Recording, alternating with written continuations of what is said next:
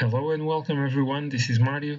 Today I'm bringing you one of the most awaited stages of La Vuelta 2019. It's really short, only 96.2 kilometers long, but it's basically a succession of three big climbs, the final of which has a few downhills and a flat section. It's actually divided in three. There are multiple KOM points available in that one, but we can think about that as a single climb. So being a really short stage, I'm pretty sure that the pace is going to be really intense, and I will have to try to do something today with my riders Valverde and Quintana. Valverde is 31 seconds behind Primoz Roglic in the GC, but with an individual time trial in the next stage, stage 10, the first after the rest day, I will definitely need to try to gain some time over Primoz Roglic today. So the riders are now departing from Andorra La Vella, and today I think I'm going to try to take Marc Soler in the breakaway.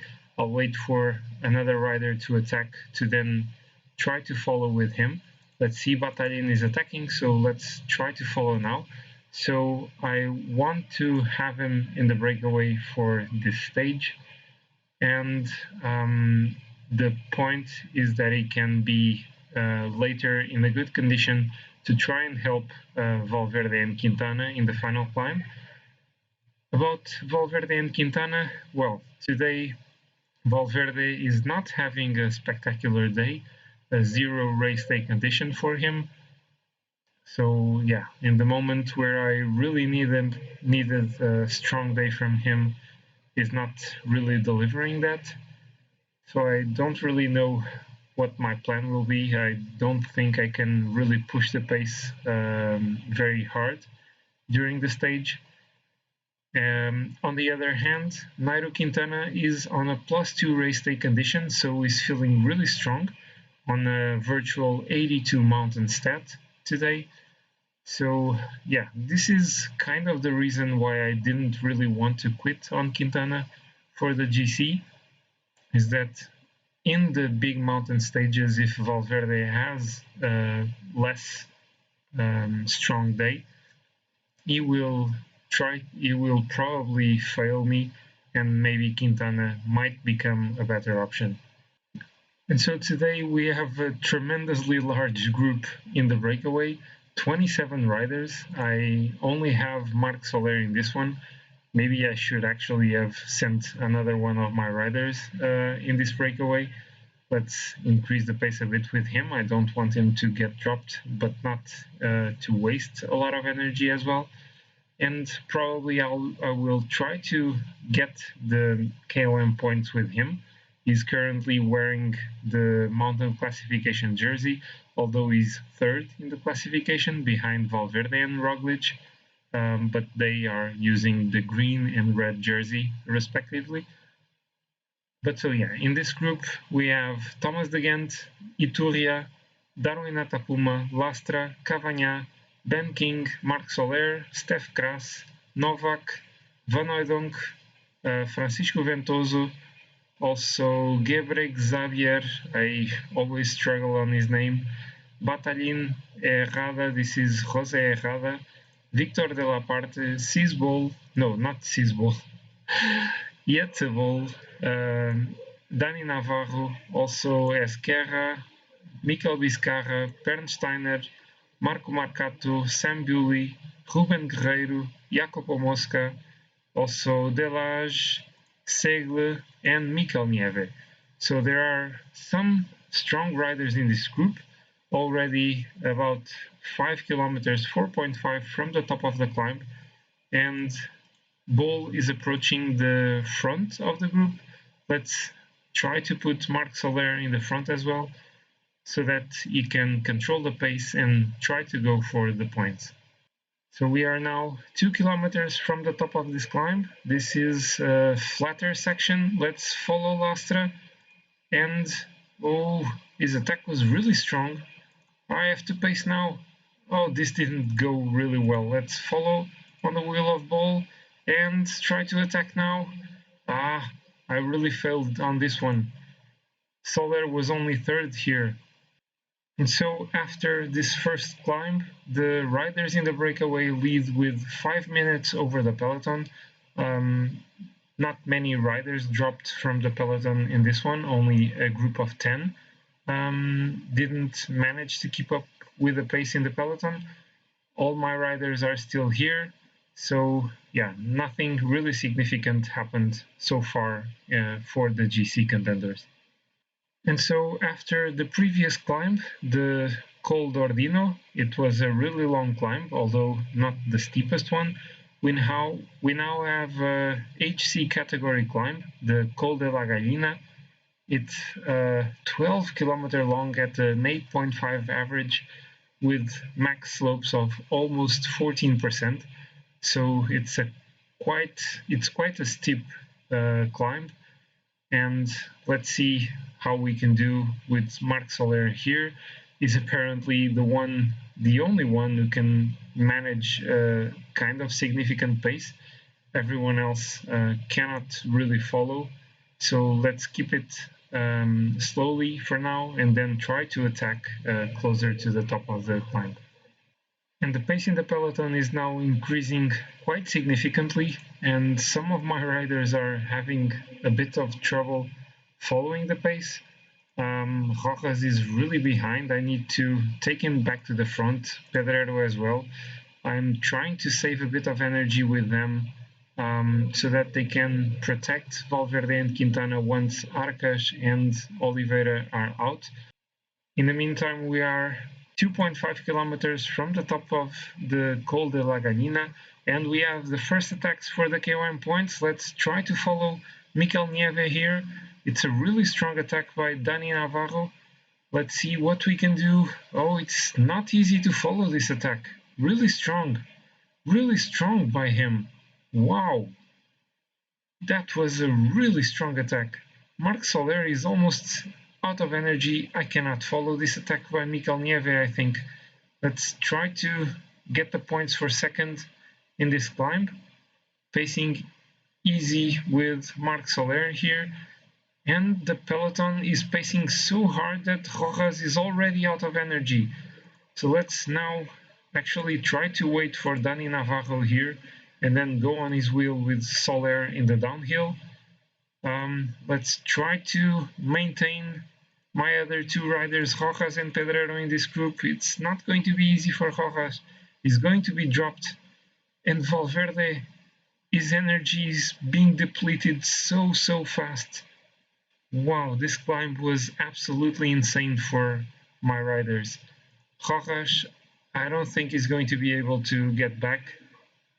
Maybe if he can catch the group where we have Gorka Izaguirre and Sebastian Henao, maybe then he can come back to the peloton and help Nairo Quintana and Alejandro Valverde for a bit more. And so in the front of the race, Marc Soler is now in a group of 7 riders. A bit ahead is Mikel Nieve, but I think he's going to be caught. And we are in the Alto de Comella.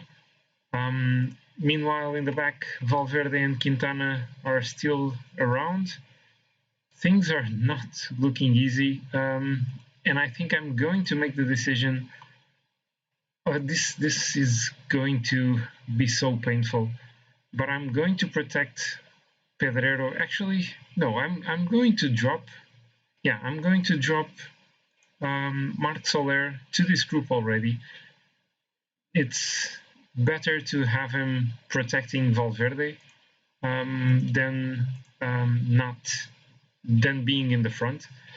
So yeah, let's do that with him, keeping Pedrero for now with Quintana. But I think that my option for this stage will probably be to favor Quintana instead of Valverde. It's really hard to make this decision. I now have Rojas back here, so let's actually use him to protect Alejandro Valverde and maintain the position with Marc Soler. Let's decrease the effort a bit, not to waste too much energy here. The riders in the front of the race are almost 4 minutes ahead of the peloton. they might actually take the stage here. So in the peloton, the riders are now 3 kilometers from the top of this climb, the Alto de Engolasters. And I think I'm going to try to pace a bit with Rojas in the front and use Soler to protect Alejandro Valverde. And maybe this way I can try to force the pace a bit. The stage, I think it's going to be won by the riders in the front, in the breakaway. They are now attacking for the KOM points. Mikel Nieve is going to take the points again at the top of this one. They are all so tired. Let's go back here. Still 5 minutes splitting Mikel Nieve from the peloton. Rojas is pacing with Quintana and Valverde in good positions. So let's see how this works. Still 9 kilometers to go for Mikel Nieve, 11 now for the peloton. And we are now on a dirt section, and it's actually a narrow road section, so I should have seen this one coming. I failed to see that. So let's hope I don't really get dropped here by some blocking that usually occurs in narrow roads. It all went okay. So let's bring my riders back to the front. Let's take position at the front. And we have some riders attacking. Let's try to go with Valverde. Actually, those are not really the most important riders. Let's decrease the pace a bit. We have Chavez, Latour, Dylan Toons, and David Formolo. Let's increase the pace now a bit. Valverde is being blocked. Quintana is in the front. He's actually the one pacing really hard. And let's use some energy gels here. Also in Valverde, I need to bring him to the front. Let's keep Quintana there. He's doing great. I think this is looking good. 3.7 kilometers to go for my riders.